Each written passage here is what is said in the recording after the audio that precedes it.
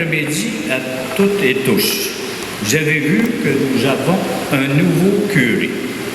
Pour ceux qui ne le connaissent pas déjà ou qui n'ont pas eu la chance de le saluer, je vous le présente, c'est Serge Pelletier.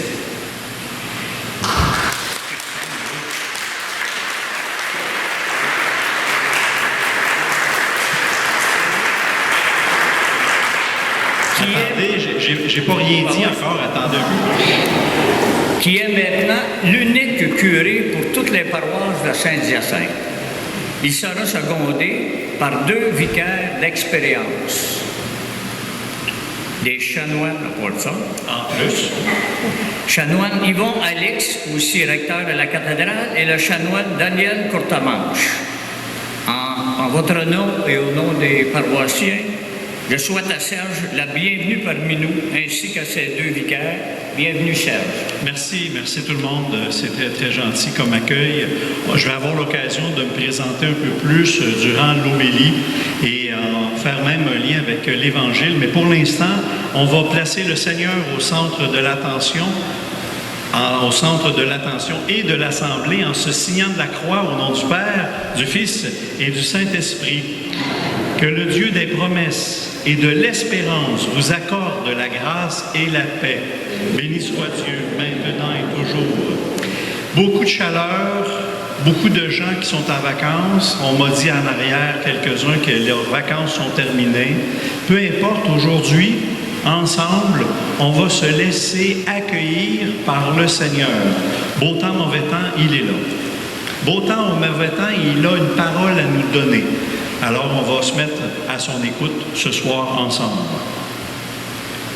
Seigneur Jésus, toi, notre modèle de foi, d'espérance et de charité, béni sois-tu et prends pitié de nous. Ô Christ, toi qui es venu réaliser la promesse du Père, béni sois-tu et prends pitié de nous. Seigneur, toi que le Maître qui s'est fait, toi le Maître qui s'est fait serviteur et qui nous convie au banquet du royaume, béni sois-tu et prends pitié de nous. Que Dieu Tout-Puissant nous fasse miséricorde, qu'il nous pardonne tous nos péchés et qu'il nous soutienne sur le chemin de la foi dès maintenant et pour la vie éternelle. Amen.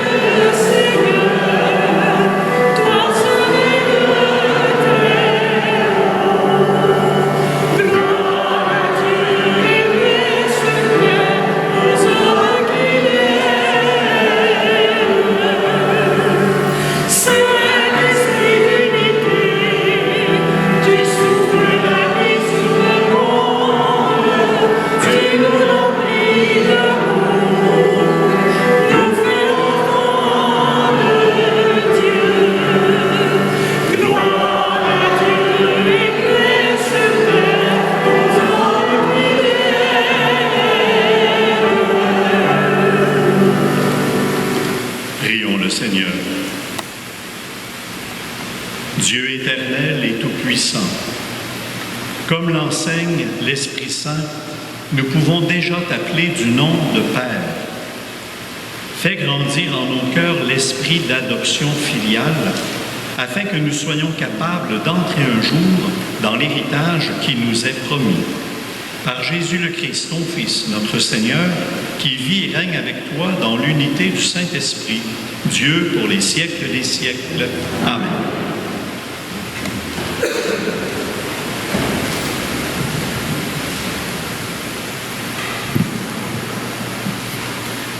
Lecture du livre de la sagesse. La nuit de la délivrance pascale avait été connue d'avance par nos pères. Assurés des promesses auxquelles ils avaient cru, ils étaient dans la joie. Et ton peuple accueillit à la fois le salut des justes et la ruine de leurs ennemis. En même temps que tu frappais nos adversaires, tu nous appelais à la gloire. Dans le secret de leur maison, les fidèles descendants des justes offraient un sacrifice et ils consacrèrent d'un commun accord cette loi divine. Que les saints partageaient aussi bien le meilleur que le pire, et déjà ils entonnaient les chants de louange des pères. Parole du Seigneur. Heureux le peuple dont le Seigneur est le Dieu. Criez de joie pour le Seigneur, en juste. En droit, pour la louange. Heureux le peuple dont le Seigneur est le Dieu. Heureuse la nation qui s'est choisie pour dominer. Heureux le peuple dont le Seigneur est le Dieu. Dieu veille sur ceux qui le craignent, qui mettent leur espoir en son nom, pour les délivrer de la mort, les garder en vie au jour de famine. Heureux le peuple dont le Seigneur est le Dieu. Nous attendons notre vie du Seigneur. Il est pour nous un appui, un bouclier. Que ton amour, Seigneur, soit sur nous, comme notre espoir est en toi.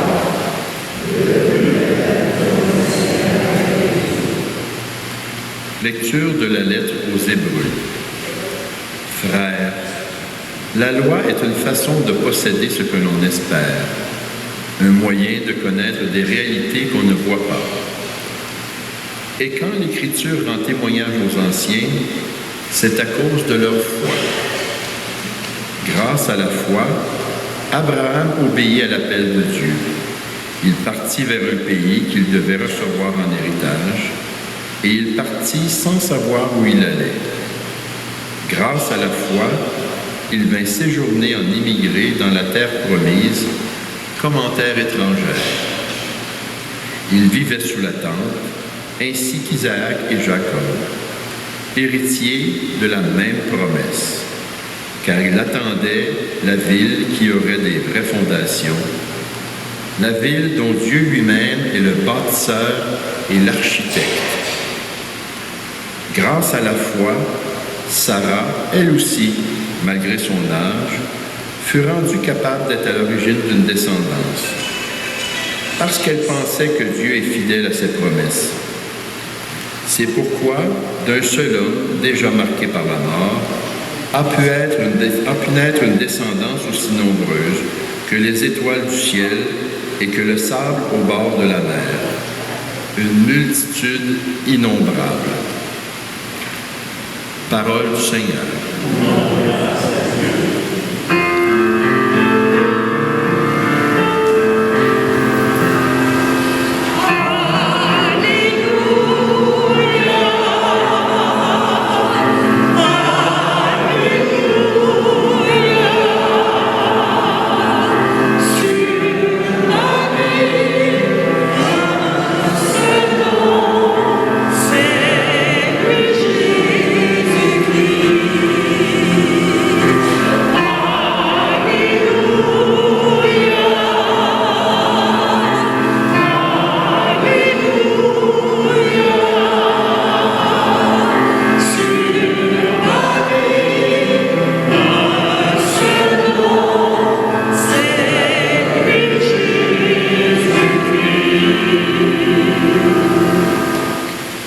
Veillez, tenez-vous prêts. C'est à l'heure où vous n'y pensez pas que le Fils de l'homme viendra.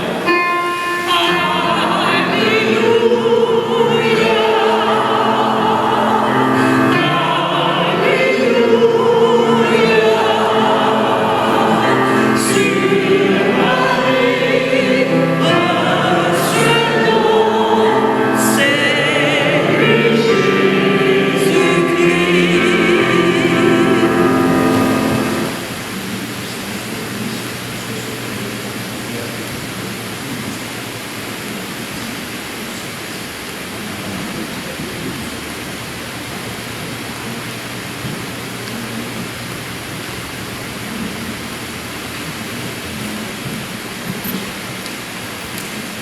Le Seigneur soit avec vous. Et avec votre esprit. Évangile de Jésus-Christ selon saint Luc. En ce temps-là, Jésus disait à ses disciples, « Sois sans crainte, petit troupeau. Notre Père a trouvé bon de vous donner le royaume. Vendez ce que vous possédez et donnez-le en aumône. Faites-vous des bourses qui ne s'usent pas, un trésor inépuisable dans les cieux, là où le voleur n'approche pas, où la nuit ne détruit pas. Car là où est votre trésor, là aussi sera votre cœur. Restez en tenue de service, votre ceinture autour des reins, vos lampes allumées. Soyez comme des gens qui attendent leur maître à son retour des noces, pour lui ouvrir dès qu'il arrivera et frappera à la porte. Heureux ces serviteurs-là que le maître à son arrivée trouvera en train de veiller. Amen, je vous le dis, celui qui la ceinture autour des reins les fera prendre à sa place à la table et passera pour les servir. S'il revient vers minuit ou vers 3 heures du matin et qu'il les trouve ainsi, heureux sont-ils. Vous le savez bien, si le maître de la maison avait su à quelle heure le voleur viendrait, il n'aurait pas laissé percer le mur de sa maison. Vous ainsi, tenez-vous prêts. C'est à l'heure où vous n'y penserez pas que le Fils de l'homme viendra. Bien, chers frères, acclamons la parole de Dieu. Louange à toi, Seigneur Jésus.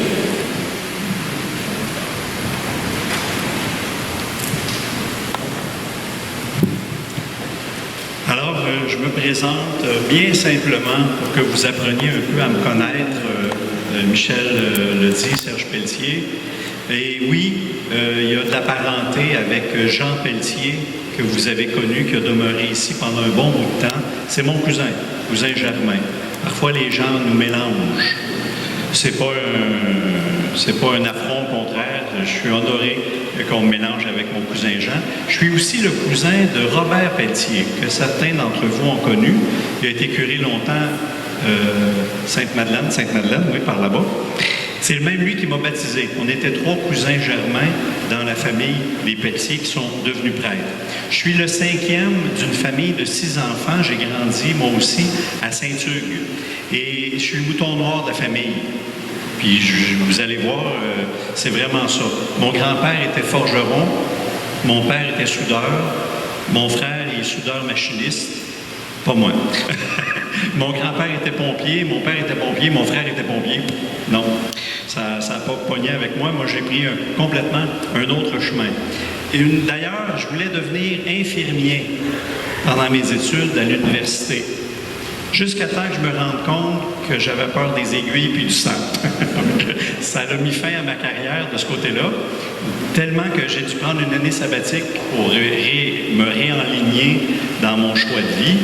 Et c'est pendant cette année-là que j'ai fait une retraite avec les exercices de Saint-Ignace. Ils ont bâti une retraite pour les jeunes. J'étais jeune à ce moment-là, il y a longtemps, et de 8 jours. Et c'est pendant cette retraite-là que pour la première fois, j'ai pensé à devenir prêtre et cette idée-là m'a jamais lâché. Et j'ai pris un contrat avec le Seigneur à ce moment-là. Je lui ai dit, Seigneur, c'est très bien, j'embarque à une condition. Le jour où j'ai un mur devant moi, j'arrête tout. Il n'y en a pas eu. Ce qui fait que je suis avec vous aujourd'hui, après ça fait 29 ans que je suis prêtre. J'ai été ordonné prêtre en 1993 à l'église Saint-Romuald de Farnham. Et en 29 ans, je peux vous le dire, l'église dans laquelle j'ai été ordonné, l'église avec un grand E, je ne parle pas du bâtiment, en 29 ans, elle a beaucoup changé. Et vous en êtes témoins, vous autres aussi. Juste par rapport au bâtiment, l'église où j'ai été ordonné, elle a été vendue à la ville. Il restait juste une église à Farnham et elle a été vendue à la ville. Les gens peuvent continuer à vivre leur célébration en location. Un peu ce qui se passe présentement aussi avec l'église Saint-Sacrement. Vous avez vu ça en première page dans le journal Alors, le centre de bénévolat, la fondation l'a acheté, mais nous, on est locataires encore à Saint-Sacrement, donc les messes continuent quand même. Je finis ma présentation. J'ai été curé un peu partout dans le diocèse. C'est la première fois, par contre, que je suis nommé si proche de mon patelin de naissance.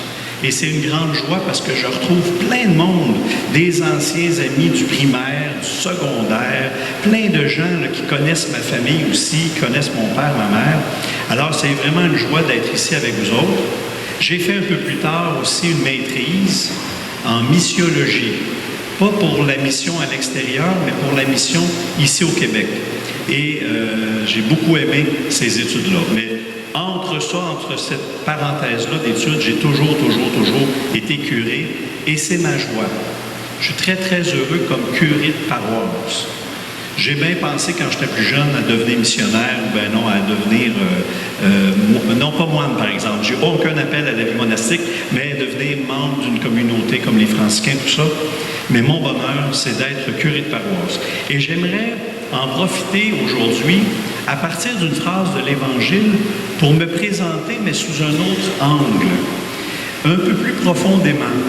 Dans l'Évangile d'aujourd'hui, on a entendu Jésus qui disait « Là où est votre trésor, là est votre cœur. » Bien, je voudrais vous présenter les trésors que j'ai accumulés dans ma vie de baptisé, de chrétien, de prêtre, et qui sont très, très, très importants pour moi dans ma vie de pasteur. Je vous en fais une courte liste. Puis j'aurai peut-être l'occasion, durant l'année, de les présenter un peu plus largement. D'ailleurs, vous allez apprendre à me connaître avec le temps. Mon premier trésor dans ma vie d'homme et de prêtre, c'est Jésus-Christ. On l'a chanté tout à l'heure dans l'antienne de l'Alléluia. Un seul nom pour ma vie, Jésus-Christ. C'est lui qui donne sens, c'est lui sur lequel j'ai appuyé ma vie, c'est lui que j'ai choisi de suivre, c'est à lui que j'ai donné ma vie et il est central. C'est lui qui me révèle un Dieu tellement différent de ce qu'on peut imaginer, puis même pour nous autres qui croyons, qui pensons croire, lui vient toujours nous brasser les images de Dieu et c'est salutaire et c'est une bonne chose. D'ailleurs, avec ce Jésus-là, l'autre trésor qui me colle à la peau, c'est sa parole, la parole de Dieu. Vous allez m'entendre, vous allez le voir, la parole de Dieu, pour moi, elle est centrale. C'est là qu'on apprend à connaître le Christ. C'est là qu'on apprend le sens de nos Eucharisties et de tous les autres sacrements. C'est là qu'on apprend comment vivre ensemble. C'est ça qui fait qu'on est en Église, cette parole-là qui est une nourriture aussi. Un autre trésor, et là, ça vous implique directement. La force et le soutien de la communauté, de notre Église paroissiale, de notre Église diocésaine. Je ne peux pas être pasteur, je ne me considère pas comme curé, tout seul dans mon coin. Ce qui donne sens à ma mission, bien, c'est la communauté, c'est l'assemblée. S'il n'y a pas d'assemblée, moi je ne sers absolument à rien. C'est vous autres qui donnez sens à notre vie, à nous autres comme prêtres. Et ça, j'y crois fondamentalement. C'est quand la communauté participe, moi je suis heureux. Ma job, c'est pas d'être au milieu. Là, je suis mal placé pour dire ça, hein, je suis pas mal dans le milieu. Je dis ça parfois j'ai accompagné 4 gars en formation pour devenir prêtre. Puis je leur disais, vous savez, les gars, la job la plus difficile qu'on a, nous autres, comme prêtres, c'est de s'effacer. C'est de s'effacer pour laisser la place au Christ. C'est lui qui est premier. C'est difficile parce qu'on a le projecteur d'en face, la caméra, le micro, on est au centre, on est au milieu, mais c'est quand même ça mon objectif. Que vous ne me regardiez pas moi, mais que je vous amène au Christ. Ensuite, la fraternité, fondamentale pour moi, la participation, je l'ai dit, qu'on puisse être une communauté joyeuse ensemble, fraternelle, et que ça continue à rayonner de l'autre côté de la porte. Le Seigneur a dit un jour, c'est à l'amour que vous aurez les uns pour les autres qu'on vous reconnaîtra comme mes disciples. Bien, il faut que ça paraisse dehors. Votre témoignage de vie et de foi. Moi, si je suis devenu prêtre, c'est parce que des gens comme vous, quand j'étais jeune, qui m'ont témoigné de leur foi, à Saint-Hugues, entre autres, puis bien d'autres places aussi. Et c'est grâce à des témoins comme vous que la foi se transmet. Merci déjà pour votre témoignage. L'engagement dans le monde, c'est une autre de mes priorités. Ah, c'est le Seigneur qui nous appelle. Non? OK. L'engagement dans le monde, fondamental. S'il n'y a pas d'engagement dans le monde, il n'y a pas de continuité, il n'y a pas de demain. Il n'y a pas de sens même à notre Église. Et le pape François va nous le répéter régulièrement. Sortons, allez vers nos frères et sœurs. Il l'a dit encore dans son voyage à Québec. Il disait, attendez plus que les gens viennent vous voir. Allez là où ils sont. Et ça fait partie des objectifs de mon côté aussi. D'ailleurs, je suis le cofondateur des Haltes Saint-Joseph. Vous en avez peut-être entendu parler. Je ne vous en parle pas ce soir. On va avoir l'occasion d'y revenir là-dessus. Ça fait un petit peu le tour du proprio dans ma vie de prêtre. Mon désir maintenant, ça va être de vous connaître. Alors, je vais aller chez vous et je vais vous demander, non, on ne fera pas ça ce soir, mais c'est mon intention. Je veux vraiment apprendre à vous connaître, à connaître votre histoire de foi, à connaître votre histoire humaine, à aller puiser dans les richesses de votre relation avec Dieu, vous autres aussi. Encore une fois, merci pour votre accueil, puis je suis très, très heureux de faire un petit bout de chemin avec vous dans la foi. Amen.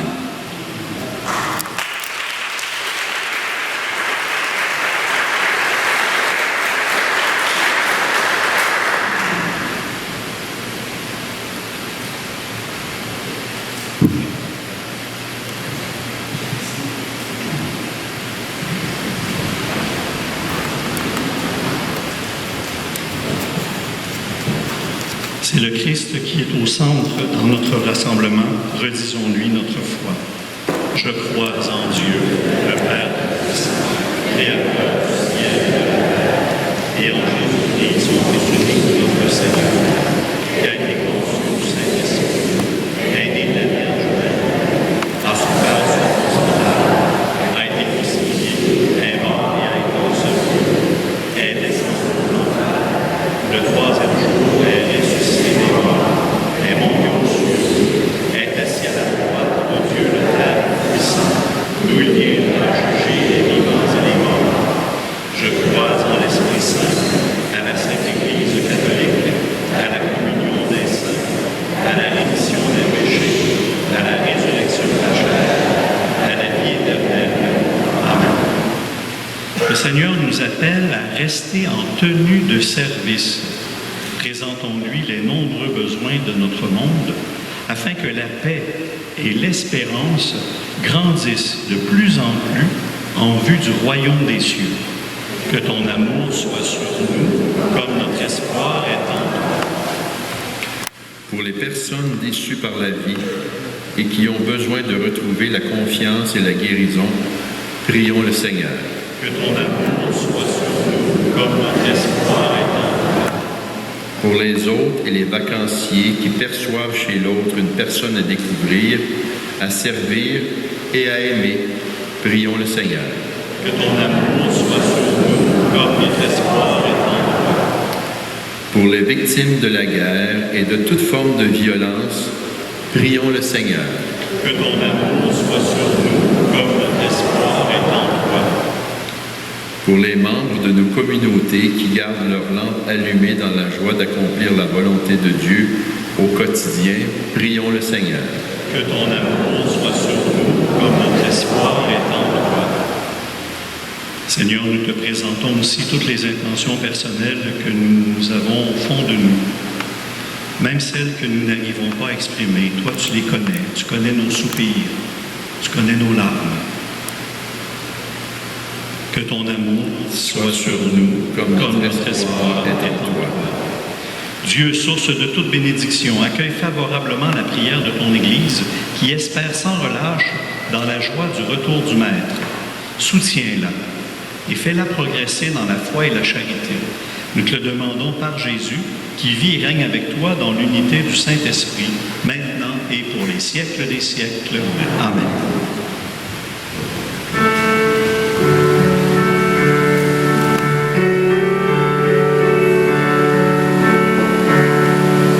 Jésus, je voudrais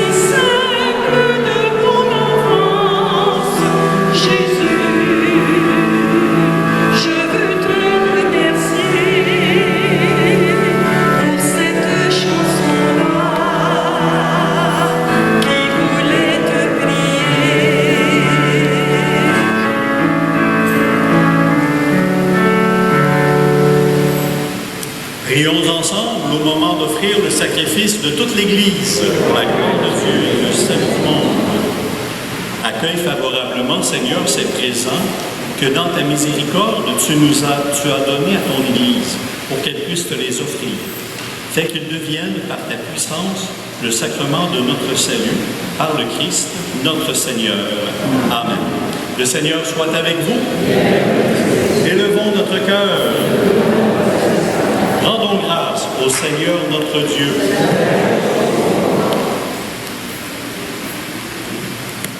Vraiment, il est juste et il est bon pour ta gloire et notre salut de t'offrir notre action de grâce, toujours et en tout lieu, Père très saint, Dieu éternel et tout-puissant, par le Christ notre Seigneur. Par sa naissance, il a renouvelé la condition humaine, destinée à vieillir. Par sa passion, il a effacé nos fautes. Par sa résurrection d'entre les morts, il a donné accès à la vie éternelle. Et par son ascension auprès de toi, notre Père, il a ouvert les portes du ciel. C'est pourquoi, avec la multitude des anges et des saints, nous chantons l'hymne de ta gloire et sans fin nous proclamons.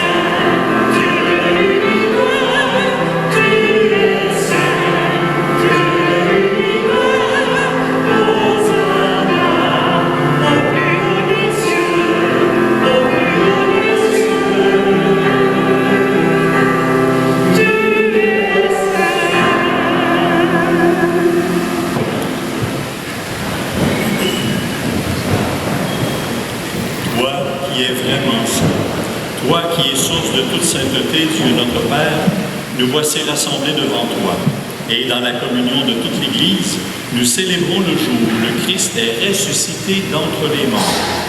Par lui que tu as élevé à ta droite, nous te prions.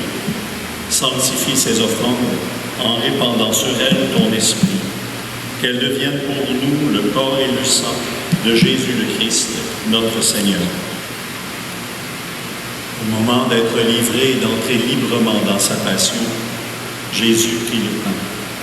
Il rendit grâce, il le rompit et le donna à ses disciples en disant « Venez et mangez-en tous. Ceci est mon corps livré pour vous. »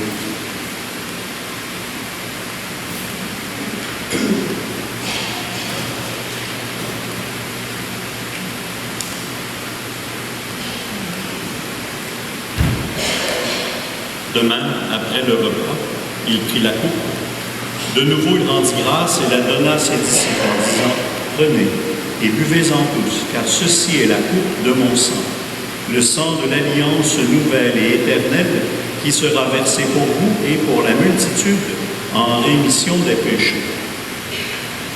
Vous ferez cela en mémoire de moi. »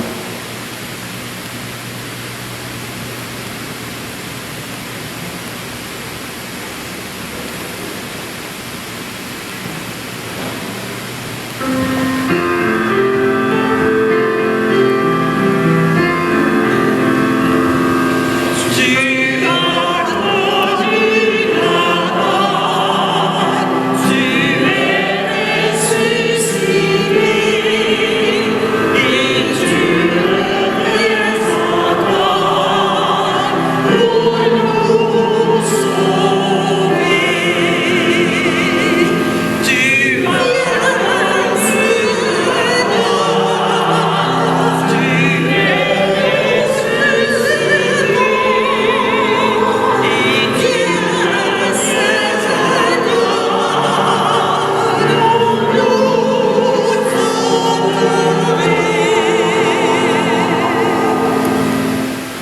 ainsi mémoire de la mort et de la résurrection de ton Fils, nous t'offrons, Seigneur, le pain de la vie et la coupe du salut.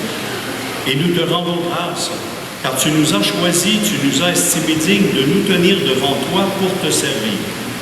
Humblement, nous te demandons qu'en partageant le corps et le sang du Christ, nous soyons rassemblés par l'Esprit Saint en un seul corps. Souviens-toi, Seigneur, de ton Église répandue à travers le monde. Fais-la grandir dans ta charité en union avec notre pape François, notre évêque Christian et tous les évêques, les prêtres et les diacres.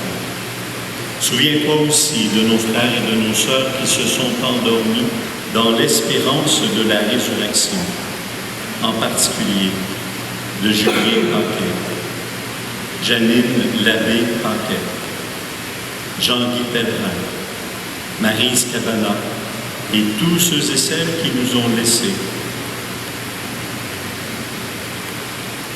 Accueille-les dans la lumière de ton visage. Et sur nous tous, enfin, nous implorons ta bonté.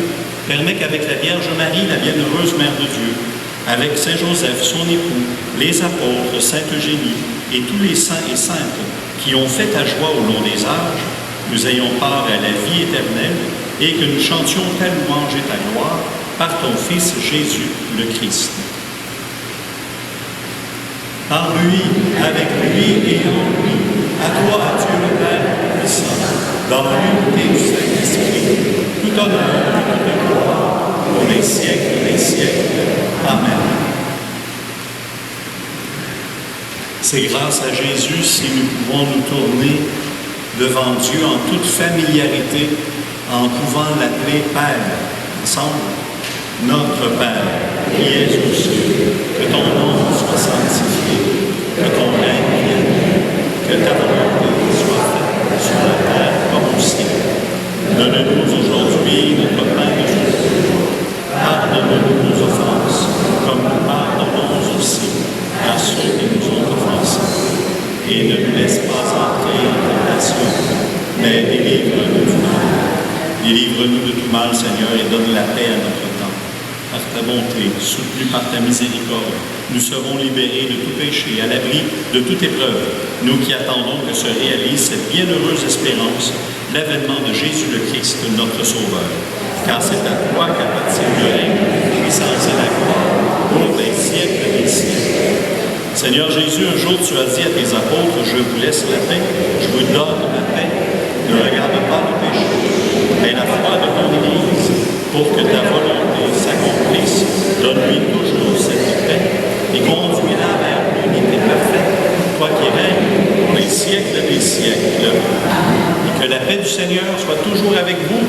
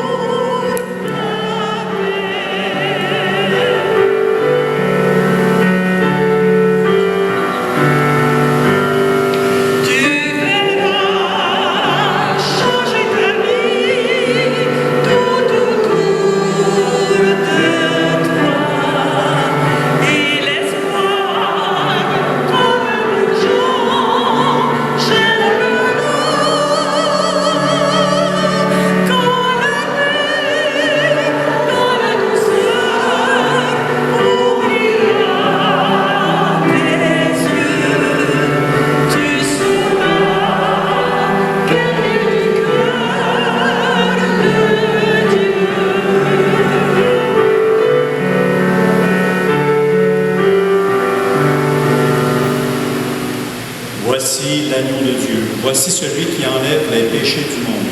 Heureux les invités au repas des noces de l'agneau.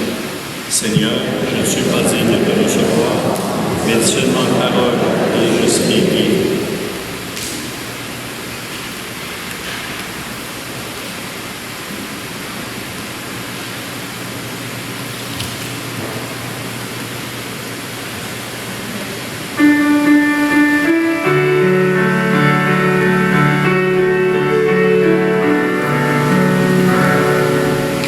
Comme on fait son jardin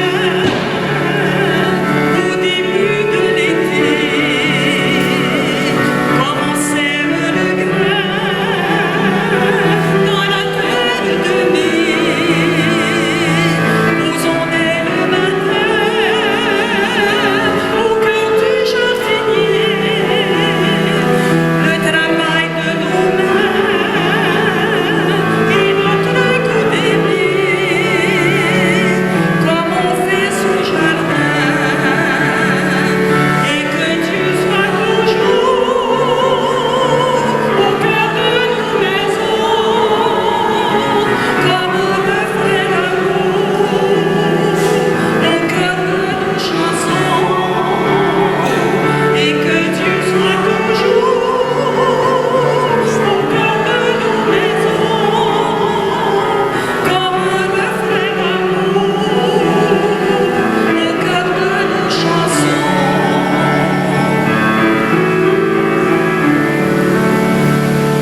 Comme on transmet le feu en tenant fièrement le flambeau radieux qui traverse le temps, portons l'amour de Dieu au cœur de nos enfants, pour que brille en leurs yeux son soleil éclatant. Comme on transmet le feu,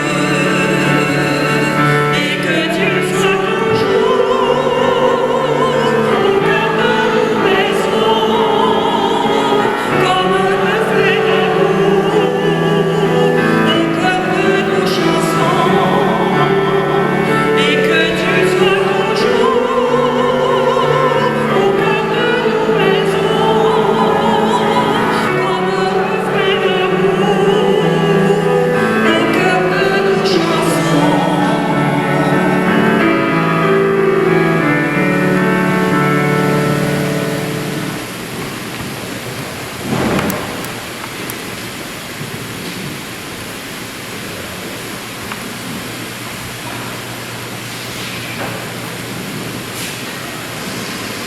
Dieu notre Père, nous te bénissons et nous te rendons grâce, car ton Fils Jésus ne cesse de faire de nous des vivants. Nous t'en prions. Que sa parole soit notre trésor, qu'elle réveille notre foi et nous rende attentifs aux signes de ta présence au cœur de notre monde. Toi, le Dieu qui nous aime pour les siècles des siècles. Amen.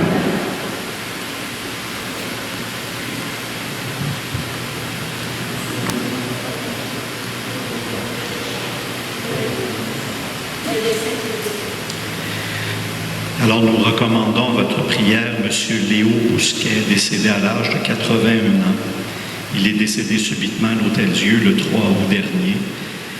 Ses funérailles sont samedi, le 13 août, dans notre paroisse à 10h30. Alors, toutes nos condoléances à son épouse qui est avec nous ce soir dans notre assemblée.